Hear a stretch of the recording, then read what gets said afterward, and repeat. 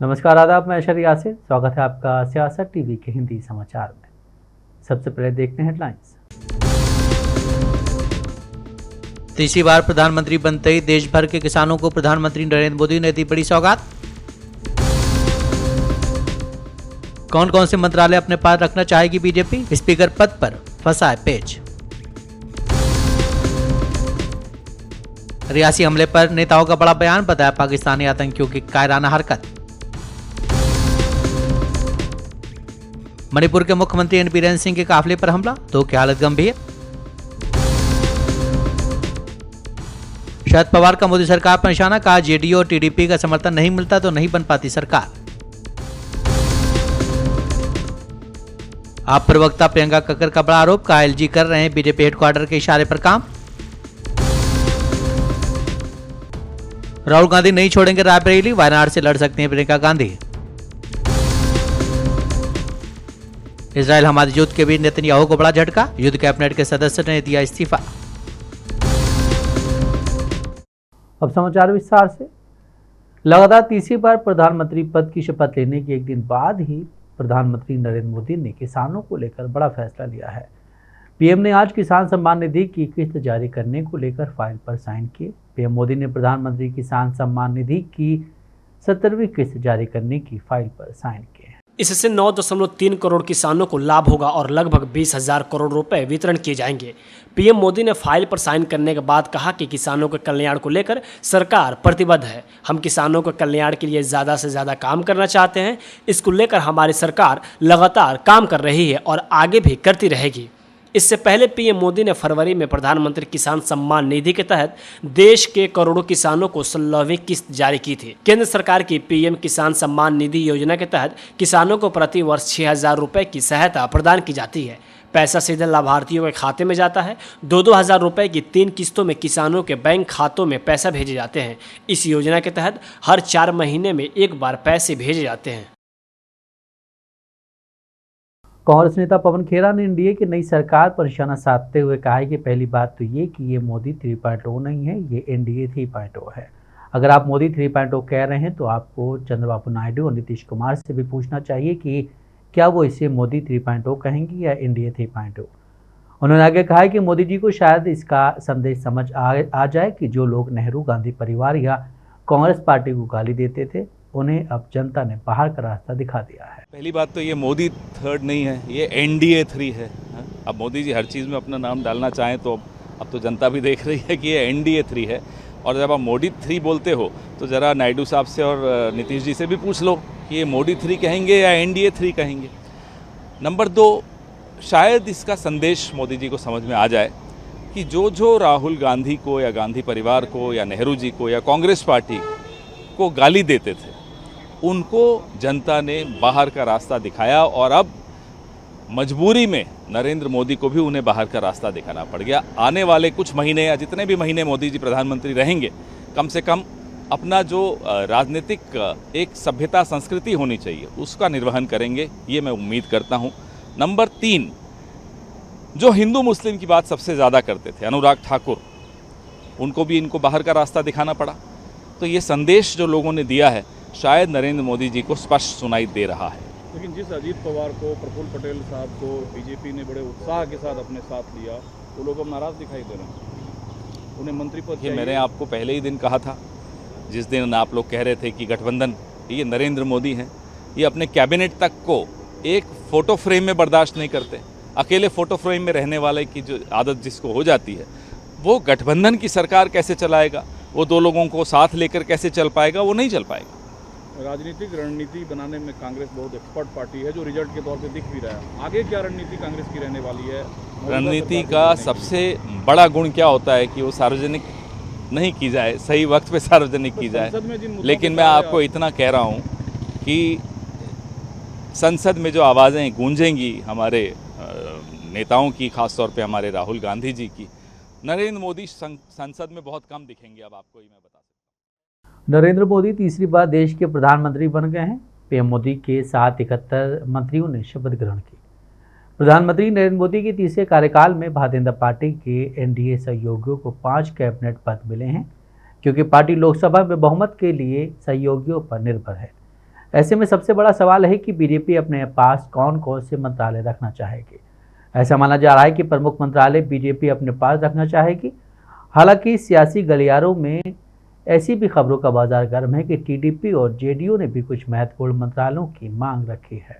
सुनने में भी आ रहा है कि टीडीपी ने लोकसभा स्पीकर पद की मांग की। प्रधानमंत्री नरेंद्र मोदी के तीसरे कार्यकाल में बीजेपी के एनडीए सहयोगियों को 5 कैबिनेट मंत्री पद मिले हैं, क्योंकि पार्टी लोकसभा में बहुमत के लिए सहयोगियों पर निर्भर है। पिछली मोदी सरकार में सहयोगी दलों के पास एक भी कैबिनेट पद नहीं था। निवर्तमान मंत्री पद में भाजपा के सहयोगी दलों से 2 राज्य मंत्री थे, अपना दल एस की अनुप्रिया पटेल और आरपीआई के रामदास अठावले। इस बार 2 स्वतंत्र प्रभार वाले राज्य मंत्री और 4 राज्य मंत्री हैं। इस बार उम्मीद है कि बीजेपी के सहयोगी दलों को भी कुछ मंत्रालय दिए जाएंगे। मोदी 3.0 में जनता दल सेकुलर के HD कुमारस्वामी, हिंदुस्तानी अवाम मोर्चा के जीतन राम मांझी, जनता दल यूनाइटेड के राजीव रंजन उर्फ सिंह, टीडीपी के किंजापुर राम मोहन नायडू और लोक जनशक्ति पार्टी रामविलास के चिराग पासवान ने रविवार को राष्ट्रपति भवन में आयोजित एक समारोह में कैबिनेट मंत्री के रूप में शपथ ली। प्रधानमंत्री मोदी 30 कैबिनेट मंत्रियों, स्वतंत्र प्रभार वाले 5 राज्य मंत्रियों और 36 राज्य मंत्रियों को पद एवं गोपनीयता की शपथ दिलाई गई। प्रधानमंत्री मोदी सहित कुल 31 कैबिनेट मंत्रियों में से 5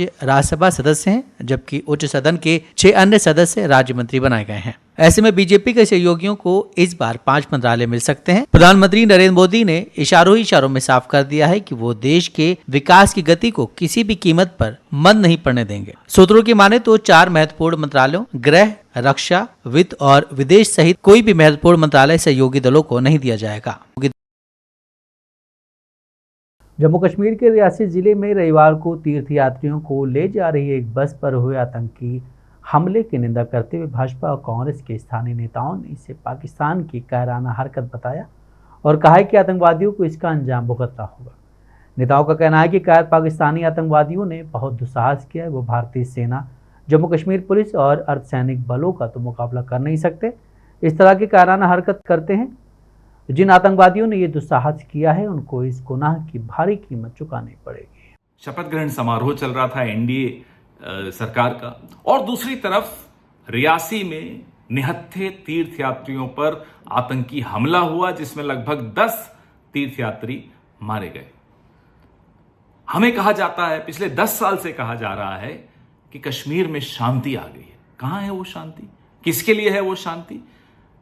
जो बाहर से मजदूर वहां काम करने जाते हैं, उनके लिए शांति नहीं है। कश्मीरी पंडितों से पूछिए, वो नहीं मानते कि शांति आ गई। स्थानीय नागरिकों से पूछिए, वो नहीं मानते कि शांति आ गई। सुरक्षा बलों के लिए शांति नहीं, पर्यटकों के लिए शांति नहीं। मेरे राज्य राजस्थान से 10 दिन पहले 2 पर्यटकों पर हमला हुआ। कहां है शांति? सिर्फ शांति के बारे में भाषण दे देना और अपनी पीठ ठोकना, अपनी छाती ठोकना कि साहब शांति ले आया मैं, उससे शांति नहीं आती। एक तरफ शपथ ग्रहण चल रहा था, दूसरी तरफ आतंकी हमला हो रहा था और तीसरी तरफ क्रिकेट चल रहा था। ये हो क्या रहा है? क्या क्रिकेट और आतंकवाद साथ चल सकता है? अब हम भी जानना चाहते हैं सरकार से। सिर्फ लफाजी करने से शांति नहीं आती। क्या वो ठोस कदम उठाए जा रहे हैं? इसका अब जवाब ये देश मांग रहा है। कश्मीरी पंडित मांग रहे हैं, पर्यटक मांग रहे हैं, स्थानीय नागरिक मांग रहे हैं, सुरक्षा बल मांग रहे हैं और हमारे तीर्थयात्री मांग रहे हैं। इसका जवाब देना होगा। हिंसाग्रस्त मणिपुर में आज मणिपुर के मुख्यमंत्री एन बीरेन सिंह के काफिले पर हमला हुआ है। हालांकि काफिले में मुख्यमंत्री शामिल नहीं थे। हमला एन बीरेन सिंह के काफिले पर इम्फाल जिनबाग रोड पर घात लगाकर हमला किया गया है। हमले में सुरक्षाकर्मी गंभीर रूप से घायल बताए जा रहे हैं। हमला जेड श्रेणी सुरक्षा के सुरक्षाकर्मियों पर किया गया था। बताया जा रहा है कि बीरेन सिंह दिल्ली से इम्फाल पहुंचे, जहां से वो जिनीबाम जाने वाले थे। इसी दौरान जेड सुरक्षा के सुरक्षाकर्मियों पर यह हमला किया गया है। पुलिस ने कहा कि मणिपुर के जिरीबाम जिले में स्थिति तनावपूर्ण है, लेकिन नियंत्रण में है। शनिवार को हुई घटना के बाद प्रभावित इलाकों में अतिरिक्त सुरक्षा बल तैनात किए गए हैं। एक वरिष्ठ पुलिस अधिकारी ने बताया कि लमताई खुनो, डिबोंग खुनो, नुनखान और बेगरा गांव में 70 से अधिक मकानों में आग लगा दी गई। मणिपुर के जिरीबाम में संदिग्ध उग्रवादियों ने एक 59 वर्षीय व्यक्ति की हत्या के बाद हिंसा भड़क उठी थी। एक अधिकारी ने बताया कि सोईबम शरद कुमार सिंह नाम का व्यक्ति 6 जून को अपने खेत जाने के बाद लापता हो गया था। उन्होंने कहा कि बाद में उसका शव मिला, जिस पर किसी नुकीली चीज से किए गए घाव के निशान थे। राष्ट्रवादी कांग्रेस पार्टी शरद चंद्र पवार के अध्यक्ष शरद पवार ने आज मोदी सरकार पर निशाना साधते हुए कहा है कि ये बिहार और आंध्र प्रदेश के बलबूते बनी है। 5 सालों में जनाधार सरकार का घटा है। उन्होंने कहा है कि टीडीपी और जेडीयू का समर्थन नहीं मिलता तो बहुमत हासिल करने की शक्ति नहीं थी।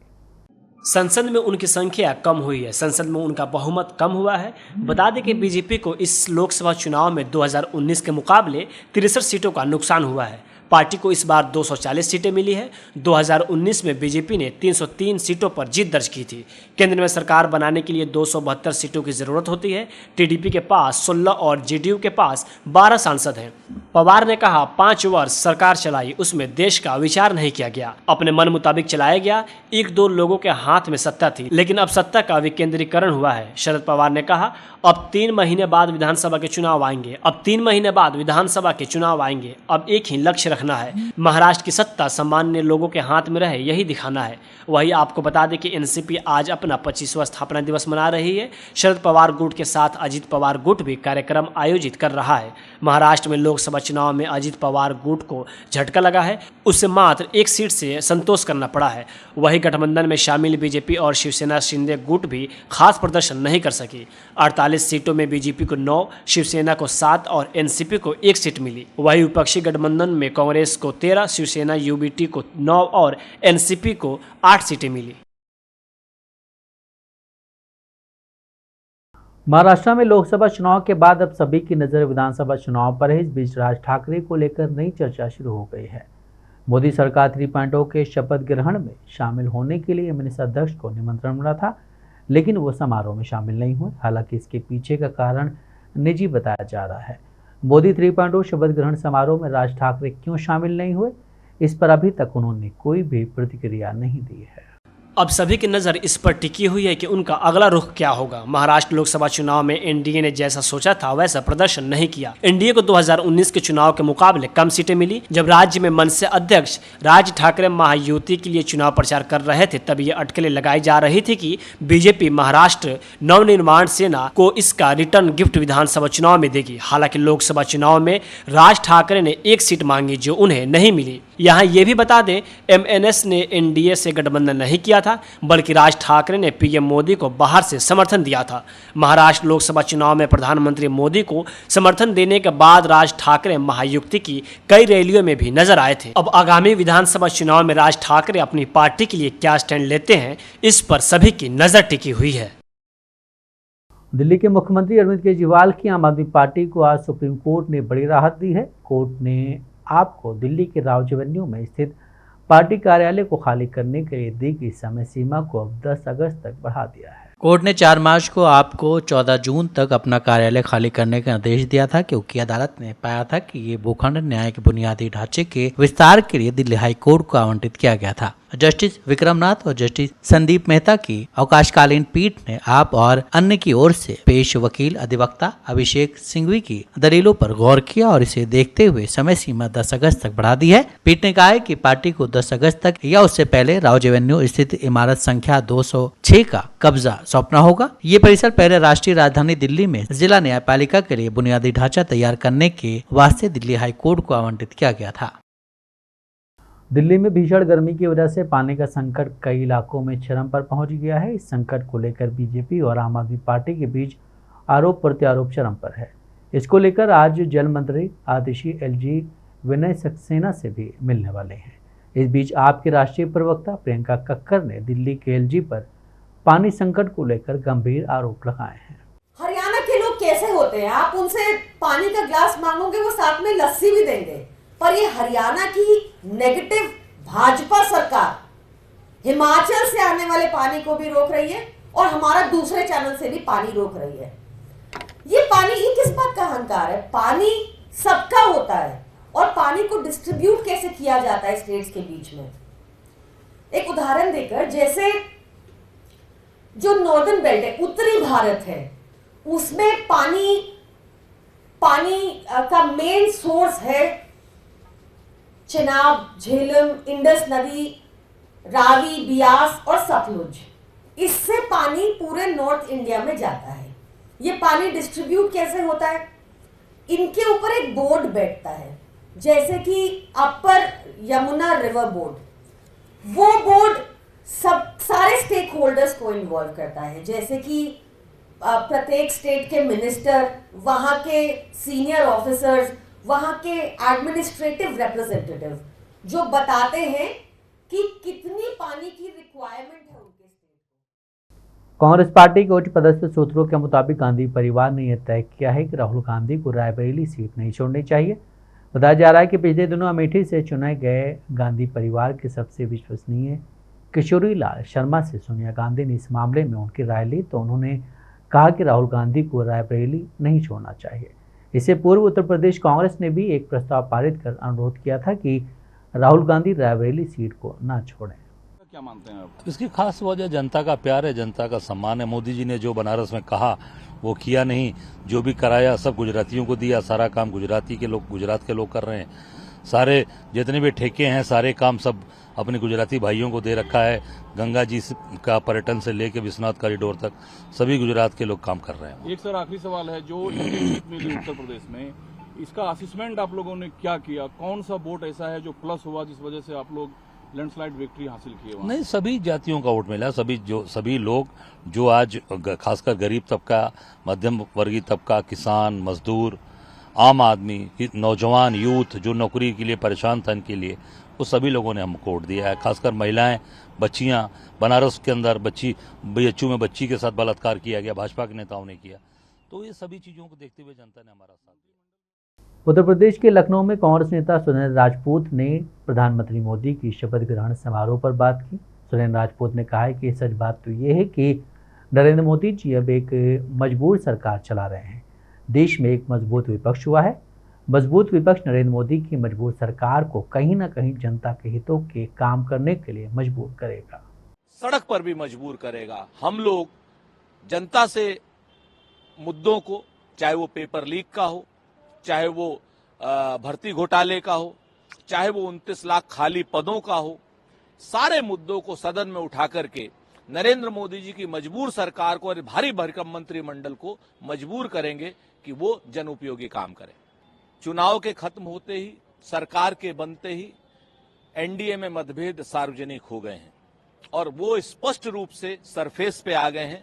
अभी तो मतभेद शुरू हुए हैं, अब मनभेद किस समय तक शुरू होते हैं, आपसी सिर फुटअव्वल कब होती है, इसका हमें इंतजार है।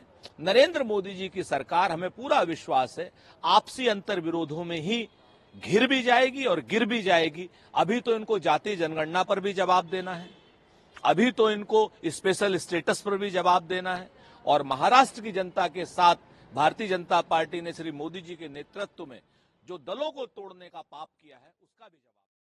एलजेपी रामविलास के राष्ट्रीय अध्यक्ष और हाजीपुर लोकसभा सीट से सांसद बने चिराग पासवान ने केंद्र में मंत्री पद की शपथ ली। उन्हें मोदी कैबिनेट में मंत्री बनाया गया है। मंत्री पद की शपथ लेने के बाद वो खुश होने के साथ साथ थोड़े भावुक भी दिखे। पत्रकारों से बातचीत में चिराग पासवान ने प्रतिक्रिया देते हुए इसका पूरा श्रेय देश के प्रधानमंत्री नरेंद्र मोदी को दिया है।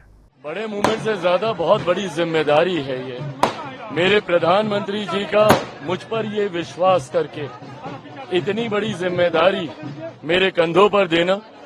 मेरा पूरा ध्यान इस पे रहेगा कि पूरी ईमानदारी से और पूरी मेहनत के साथ जो जिम्मेदारी प्रधानमंत्री जी के द्वारा मुझे दी गई है मैं उसे पूरा कर सकूं। 30 जून 2021 में जब पार्टी का बंटवारा हुआ था चिराग, तब से आज तक की जर्नी में आपको लगा था कि ये दिन आएगा? बिल्कुल नहीं सोचा था। स्वाभाविक है, जितने उतार चढ़ाव से पारिवारिक और राजनीतिक तौर पर जिन उतार चढ़ावों से मैं गुजरा हूं, आज से 2.5-3 साल पहले तो मैं ये भी नहीं कह सकता था कि मैं कहीं से चुनाव लड़ पाऊंगा कि नहीं। पर ऐसे में पुनः श्रेय मेरे प्रधानमंत्री जी को जाता है कि एक सिंगल सांसद वाली पार्टी पर प्रधानमंत्री जी ने इतना भरोसा, इतना विश्वास कर 5 सीटें मुझे दी। मैं भी उनके विश्वास पर खरा उतरा हूं।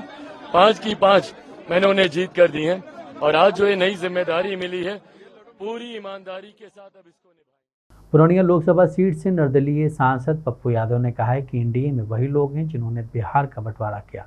न बिहार का विकास हुआ, न झारखंड का। यहाँ तक कि झारखंड अडानी और अंबानी के हाथों में चला गया। नीतीश कुमार को 3 चीज़ों पर बात करनी चाहिए। पहले, बिहार को विशेष राज्य का दर्जा मिले। दूसरी, जातिगत जनगणना। और तीसरी, अग्निवीर योजना।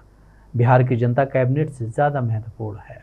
विशेष पैकेज दे दीजिए। दूसरी बात करना चाहिए कि जो मेरा 3 थीम है, पहला है 69% आरक्षण, जो कांग्रेस और आरजेडी और नीतीश कुमार की सरकार ने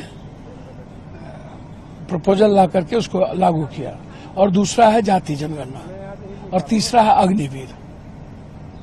तो ये तीनों नीतीश कुमार जी कांग्रेस के ड्रीम प्रोजेक्ट थे।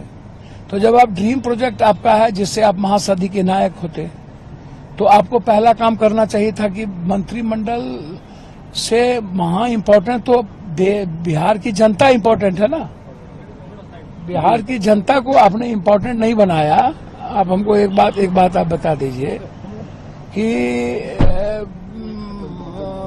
तो आपने क्या बनाया? आपने बिहार की अभी भी नाउम्मीद है 8 मंत्री मिलने के बाद। सर आप हमको बताइए, रेलवे देंगे नहीं, सरफेस ट्रांसपोर्ट देंगे नहीं, बीट देंगे नहीं। इसके पहले भी पंचायती राज था, क्या कुछ हो गया? इसके पहले भी बिजली था, कुछ हो गया? आप हमको बता दीजिए ना क्या हुआ? बिजली आत्मनिर्भर हुए, कटौती होती है। तो इसीलिए मुझे नाउम्मीद ही नहीं है। पहले तो इस सरकार में ही इतनी कॉन्फ्लिक्ट है, नंबर 1 नंबर 2 में क्या काम होगा? नंबर 2 चाहता है हमको पीएम घोषित करिए, और आरएसएस के भीतर द्वंद्व है इनको लेकर के।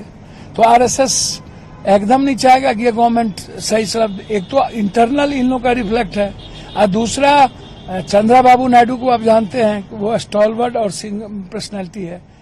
तीसरा मंत्रिमंडल में जो लोग गए हैं, ये लोगों के विजन कुछ है क्या? मध्य प्रदेश कांग्रेस कार्यालय में आपराधिक मामलों के लिए बनाई गई कमेटी की बैठक हो रही है। बैठक से पूर्व जीतू पटवारी ने कहा है कि मध्य प्रदेश के मंत्रियों को ढेर सारी शुभकामनाएं। मध्य प्रदेश में जो अराजकता है उसमें केंद्र सरकार के सहयोग से जो मध्य प्रदेश को मिलना चाहिए वो दिलवाने की कोशिश करें और एक समृद्धि लाएं। मध्य प्रदेश के मंत्रियों का मध्य प्रदेश के हितों की रक्षा और यहाँ के विकास में उनका सहयोग बने, ढेर सारी शुभकामनाएं उनको कि वो मध्य प्रदेश में जो अराजकता है, आर्थिक अराजकता है, करप्शन की अराजकता है, प्रशासनिक, उसमें केंद्र सरकार के सहयोग से जो महत्व मध्य प्रदेश को मिलना चाहिए वो दिलवाने में अपनी भरसक कोशिश करें, प्रयास करें और अल्टीमेटली यहाँ समृद्धि लाए। आज आप बैठक विभागों की आपने जो कानून व्यवस्था को लेकर आपने एक कमेटी बनाई थी, उसकी बैठक की। मध्य प्रदेश पहला राज्य है जो एसटी एससी के सबसे ज्यादा अपराध यहाँ होते हैं। सबसे ज्यादा आंकड़े बोल के चिल्ला कर बोलते हैं कि सबसे बेस्ट खराब सरकार हमारी ये है। ऐसे में मैं मानता हूं कि कांग्रेस पार्टी का दायित्व है कि हम ऐसी सारी घटनाओं पर नजर रखें और उनके खिलाफ सरकार को आगाह करें और जनता को भी समझाएं कि ये अराजक सरकार है, इससे सचेत रहो। इजराइल और हमास के बीच जारी युद्ध के बाद बेंजामिन नेतन्याहू को बड़ा झटका लगा। इजराइल युद्ध कैबिनेट के सदस्य बेनी गेट्स ने अपने पद से इस्तीफा दे दिया है। उन्होंने गाजा युद्ध के बाद योजना नहीं होने समेत कई कारणों को गिनवाया है। बेनी के इस्तीफे से सरकार को अभी कोई खतरा नहीं है, लेकिन इसके बाद वो गठबंधन के नेताओं पर अधिक निर्भर हो जाएगी। बेनी गैटज ने इस्तीफा देने से पहले एक इंटरव्यू में कहा, बेंजामिन हमें गाजा में वास्तविक जीत की ओर बढ़ने से रोकते हैं, इसलिए आज हम भारी मन से आपातकालीन सरकार से इस्तीफा दे रहे हैं। बेनी गैटज ने इस कदम से पहले पिछले महीने ही नेतन्याहू को अल्टीमेटम दिया था। उन्होंने 8 जून तक गाजा युद्ध के लिए नई योजना बनाने की बात कही थी। बताया जा रहा है कि बेनी गैटज शनिवार को ही इस्तीफा देने वाले थे, लेकिन इजरायली बलों के एक ऑपरेशन में 4 बंधकों की रिहाई से जुड़ी खबर सामने आने के बाद उन्होंने इसे स्थगित कर दिया था। इस ऑपरेशन में 270 लोगों की मौत हुई। मिडिल ईस्ट आई की एक रिपोर्ट के मुताबिक इजरायली बलों ने लोगों के घरों को निशाना बनाया था और बमबारी की। एक शख्स ने कहा कि इस ऑपरेशन में निर्दोष लोग मारे गए हैं। मैंने ऐसा कभी नहीं देखा, यह एक तरह की तबाही है। रिपोर्ट के मुताबिक गैटस को रोकने के लिए भी नेतन्याहू ने काफ़ी प्रयास किया था। शनिवार को नेतन्याहू ने सरकार में बने रहने की अपील की थी। नेतन्याहू ने कहा कि हमारे सामने मौजूदा संकटों को देखते हुए सरकार के भीतर एकजुट रहना जरूरी है। नेतन्याहू ने कहा, मैं बेनी गैटस से अपील करता हूं कि वह आपातकालीन सरकार को न छोड़े, एकता को बनाए रखें। दरअसल 7 अक्टूबर को हमास हमले के बाद 4 दिन के भीतर ही युद्ध कैबिनेट का गठन किया गया था। गैटज के इस्तीफे के बाद युद्ध कैबिनेट में नेतन्याहू की पार्टी के अलावा किसी अन्य पार्टी का प्रतिनिधित्व खत्म हो जाएगा। हिंदी समाचार यहीं समाप्त होता है। मुझे दें इजाज़त। बाकी खबरों के लिए बने रहें सियासत टीवी के साथ।